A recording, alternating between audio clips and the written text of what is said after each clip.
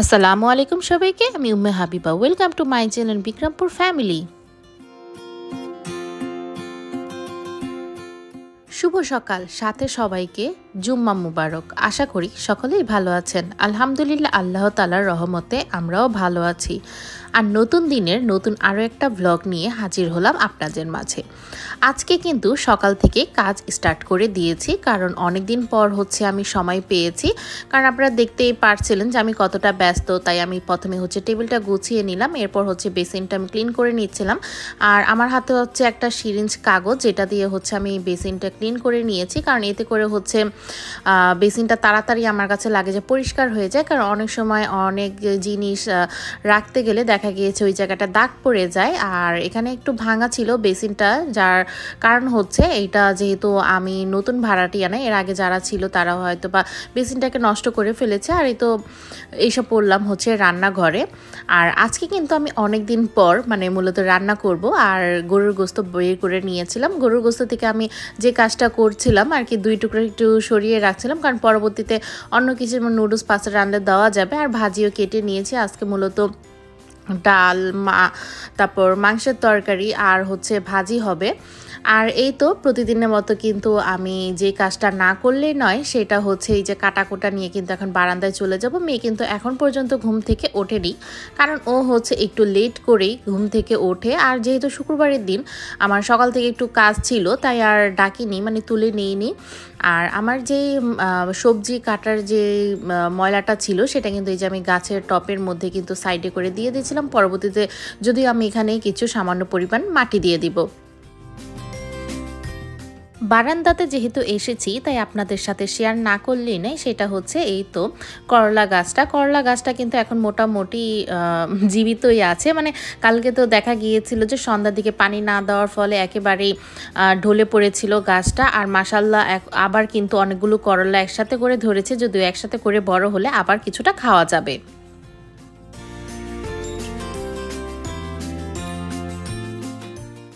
আজ যেহেতু শুক্রবার ছিল, আর আমি কিন্তু অনেক দিন পর সময় পেয়েছি। তার এতদিন তো আমার পরীক্ষা চলছিল, সামনেও তো আরও পরীক্ষা আছে। কিন্তু যেহেতু আজকে শুক্রবার, কালকে আবার শনিবার, এই 2 দিন আমার একটু বন্ধ থাকবে, তাই আজকে সকাল থেকে আমি কাজে লেগে পড়েছি। অনেক দিন পর একটু মন মতো রান্না করছিলাম। আর আজকে ভাজিটাতে মূলত এখানে গাজর, আলু, ফুলকপি আর সিম দিয়ে আমি একটা ভাজি করে নিব। আর শীতের মধ্যে কিন্তু এই ভাজিটা খেতে খুবই অসাধারণ লাগে, শীতের একটা ফিল আসে আর কি। এখন যেহেতু শীতকালটা মোটামুটি শুরুই হয়ে গিয়েছে, যদিও হেমন্তকাল চলছে, শীতের কালটা এখনো আসেনি। তারপরে কিন্তু শীত পড়েই গিয়েছে। আর এই তো আমি এক চুলায় ভাত আর এক চুলায় ভাজি বসিয়ে দিয়ে আমি মাংসের জন্য কিছুটা পরিমাণে মশলা বেটে নিব। কারণ আমি যখন বাসায় গরুর মাংসটা রান্না করি, তখন আমি শিল পাটাতে এভাবে করে কিছু মশলা বেটে নিই। আর এখানে ছিল কাঁচা যে জিরাটা, সেইটা, আর সামান্য পরিমাণে মরিচ নিয়েছিলাম। সামান্য না, অনেকটাই মরিচ নিয়েছিলাম, যেহেতু আমি আজকে গরুর গোস্তটা রান্না করার জন্য আমি কোনো কাঁচামরিচ ব্যবহার করব না, তাই এখানে শুকনো মরিচটা নিয়ে নিয়েছিলাম, কিছুটা গরম মশলা নিয়ে নিয়েছি। আর এই তো এখন সুন্দর করে শিলপাটাতে বেটে নিব। যদিও এটা ব্লেন্ডার করা যেত, কিন্তু শিলপাটাতে বাটতে এটা সুবিধা হয়, যেহেতু অল্প পরিমাণে আমার মশলা ছিল, সেই জন্য শিলপাটাতে করে এভাবে সিঙ্কের উপরে নিয়ে কিন্তু আমি মশলাটা বেটে নিলাম। আর এই তো মশলাটা কিন্তু অনেকটা সুন্দর করে বাটা হয়েছে, যদিও এতটা পরিমাণে সুন্দর কিন্তু দেখা গিয়েছে যে আমরা যখন ব্লেন্ডার করি তখন কিন্তু এত সুন্দর করে হয় না। ভিডিওর এই পর্যায়ে এসে আপনাদের সাথে একটা কথা না বললেই নয়, সেটা আপনারা যারা আমার ভিডিওটি অবশ্যই দেখবেন, তারা অবশ্যই একটি লাইক দিয়ে শুরু করবেন। আর এর সাথে যারা অন করবেন, তারা অবশ্যই একটু হলেও দেখার চেষ্টা করবেন। আপনারা যদি ক্লিক করেই চলে যান, এতে করে আপনার তো ক্ষতি হবেই, সে সাথে আমারও কিন্তু ক্ষতি হবে, কারণ এতে করে অন্য জনের দেখার সুযোগ পাবে না। যাই হোক, আজকের মূল ভিডিওতে আসি। আমি হচ্ছে এখন গরুর গোস্তটা প্রেশার কুকারে নিয়ে নিলাম, আর আজকে মূলত প্রেশার কুকারে রান্না করে নিব। এতে করে কিন্তু খেতেও কিন্তু ভালো লাগে। আবার দেখা গেছে যেহেতু ভাপে সিদ্ধ হয়, তাড়াতাড়ি রান্নাটাও হয়ে যায়। যেহেতু একটু তাড়াহুড়ার মধ্যেই ছিলাম, আমার আরও কাজ করতে হবে। আবার তো আমার এর পাশে পড়ালেখা আছেই, যেটা আপনারা সকলেই জানেন। আর এখানে একে মশলা দেওয়ার পর আমার মনে পড়েছিল এখানে আমি আদা রসুন বাটাটা আর হচ্ছে পেঁয়াজটা দিইনি, মানে এর আগে হচ্ছে আমি এটা মাখতে শুরু করেছিলাম। যাই হোক, এগুলো দেওয়ার পর কিন্তু আমি খুব সুন্দর করে এগুলোকে মেখে নিব, না মাংসের সাথে মশলাগুলো যাতে অ্যাড হয়ে যায়। আর এখানে সামান্য পরিমাণে আমি পানি দিয়ে দিব, একেবারেই সামান্য দিব, কারণ হচ্ছে প্রেশার কুকারে রান্না করতে গেলে এমনিতেও পানি উঠবে, আর গরুর মাংস তো এমনিতেও পানি থাকে। আর এইটা দেওয়ার পর হচ্ছে আমি কিছুক্ষণ রেখে তারপর হচ্ছে 6 থেকে 7 নিয়ে নিব।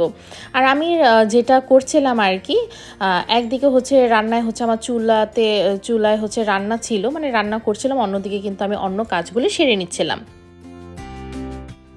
আজকের সকালের নাস্তাটা কিন্তু আমি অফ ক্যামেরায় বানিয়ে নিয়েছি, যেটা আপনাদের সাথে শেয়ার করিনি। আর মা মেয়ে তো দুইজনই নাস্তা খেতে বসে পড়লাম। আফরা উঠে বলছিল আম্মু চিজ পরোটা খাবো, আর চিজ পরোটা তো আপনাদের সাথে শেয়ার করেছি আমি কিভাবে বানাই, আর হচ্ছে সস দিয়ে খাবে। আর আমি তো গরম গরম ভাজি রান্না হয়েছিল, আর আমি 2টা রুটি নিয়েছিলাম, আর হচ্ছে একটা ডিম পোচ করে নিয়েছিলাম। মূলত এটাই হচ্ছে আমাদের সকালের নাস্তা।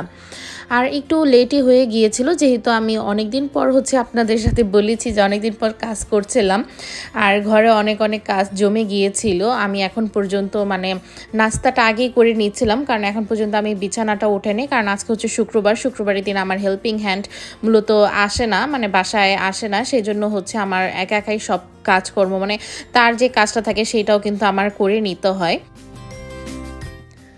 আমি যে ডিম পোস্টটা খাচ্ছিলাম সেটা কিন্তু একটু কাঁচা কাঁচা রেখেছিলাম, মানে কুসুমটা একটু কমই সিদ্ধ হয়েছিল। এভাবে কে কে খেতে পছন্দ করেন তা অবশ্যই আমাকে কমেন্ট করে জানাবেন।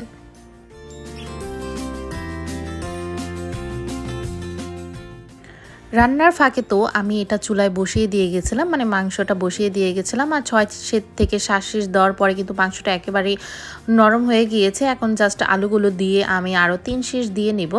আর দেখলাম ঝোলটা একটু কমই ছিল, সেই জন্য হচ্ছে আমি একটু পানিও দিয়ে দিব, আর সাথে করে একটা রসুন দিয়ে দিলাম, আর একটা হচ্ছে শুকনো মরিচ এভাবে ছোটো ছোটো করে কেটে দিলাম। এতে করে ফ্লেভারটা ভালো আসে, আমার কাছে খেতে ভালোই লাগে। আর রসুনটাও যখন আমি খাবো তখন আমার কাছে খেতে খুব ভালো লাগে, তাই হচ্ছে আস্ত একটা রসুন দিয়ে দিলাম। আর এই তো আমি কিন্তু 3 দেওয়ার পরে কিন্তু আমি একটা কড়াইতে নিয়েছি, আর ঝোলটা কিন্তু আমার এইরকম পর্যায়ে রেখে হচ্ছে সবার লাস্টে হচ্ছে জিরা গুঁড়া দিয়ে দিলাম। এতে করে কিন্তু খেতেও ভালো লাগবে, আর এইভাবে রান্না করলে কিন্তু খেতেও ভালো লাগে, আর কিন্তু বেশি একটা সময় লাগে না। এরপর তো চলে এসে পড়লাম হচ্ছে রান্নাবান্না সব কিছু কমপ্লিট করে চলে এসে পড়লাম হচ্ছে ঘরে, মানে ঘরে এসে এখন হচ্ছে ঘরের বিছানা উঠাবো। বেলা কিন্তু প্রায় 12টা বেজে গিয়েছে, আর এখন আমি মাত্র বিছানা উঠাই। যার কারণ হচ্ছে আজকে ভাবছিলাম যে একেবারে বিছানা তুলে তারপর ঘরটা আমি একেবারে ফিটফাট করে নেব, যেহেতু আজকে আফরা বাবা মানে খানিকখানি পরেই হচ্ছে সে চলে আসবে দোকান থেকে, কারণ আজকে হচ্ছে শুক্রবার জুম্মার দিন, বাসায় এসে আবার নামাজ পড়তে যাবে। আর আফরা তো এদিক দিয়ে দুষ্টামি করছিল। আর আমাদের বালিশের অবস্থা দেখতেই পারছেন যে কুল বালিশও বেশি লাগে, বালিশ বেশি লাগে, আবার এতে হচ্ছে কম্বল কাঁথা সব কিছু হচ্ছে বেশি লাগে, কারণ হচ্ছে এক একজনের এক একটা থাকার কারণে হচ্ছে সব কিছু বেশি। আর আমি যেই কাজটা করি সেটা হচ্ছে বেডরুমের মধ্যে 2টা বালিশের বেশি রাখি না, সব হচ্ছে আমার আরেকটা রুম আছে সেখানে নিয়ে হচ্ছে রাখি। আর এক এক করে হচ্ছে সব রুমই আমি ঝেড়ে নিচ্ছিলাম।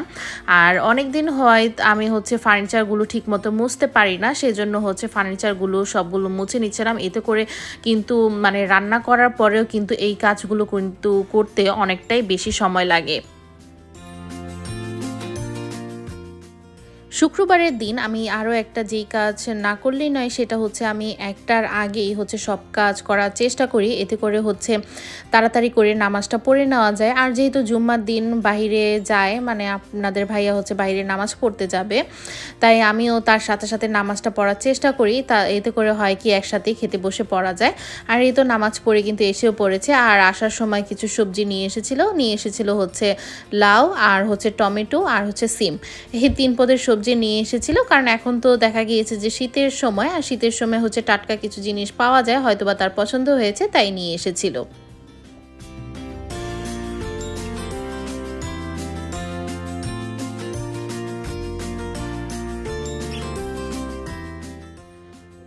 ঘরের কাজ সম্পূর্ণ করে নিয়ে তো এখন আমরা খেতে বসে পড়ব, কারণ আজকে তো সকাল থেকে অনেকটাই কাজ করা হলো, যদিও আপনাদের সাথে অনেকটাই শেয়ার করতে পেরেছি, আবার অনেকটা হচ্ছে অফ ক্যামেরাতে সেরে নিয়েছি, কারণ এত তো দেখানো সম্ভব না। আর এই তো আফরা বাবা হচ্ছে খাবার আমারটা বাড়া শুরু করেছে, কারণ আমি আর আফরা বাবা আজকে প্রথমে খেতে বসবো। আফরা হচ্ছে একটু লেট করে খাবে, কারণ আফরাকে জিজ্ঞাসা করার পর বললো যে আম্মু আমি একটু পরে খাবো, তাই ওকে হচ্ছে আমি পরে খাওয়াবো। আর আজকে দুপুরে মূলত আমরা অনেক দিন পর একসাথে খাচ্ছিলাম, কারণ আপনার ভাইয়াকেও বলছিলাম যে এক সপ্তাহ তো আমার পরীক্ষা ছিল টানা, যার কারণে হচ্ছে দুপুরে একসাথে বসে কিন্তু খেতে পারিনি। আর আজকে শুক্রবারের দিন বসে একসাথে খাচ্ছিলাম। আর খাওয়ার পর হচ্ছে কিছুক্ষণ রেস্ট করার পরে আফরা বাবা আবার দোকানে চলে যাবে, কারণ তাদের দোকান মূলত শুক্রবার দিনও বন্ধ থাকে না, তাদের দোকান খোলাই থাকে। ঘনটাল ভাজি আর গরম গরম গরুর মাংস তো ছিলই সাথে, খেতে কিন্তু ভালোই হয়েছিল।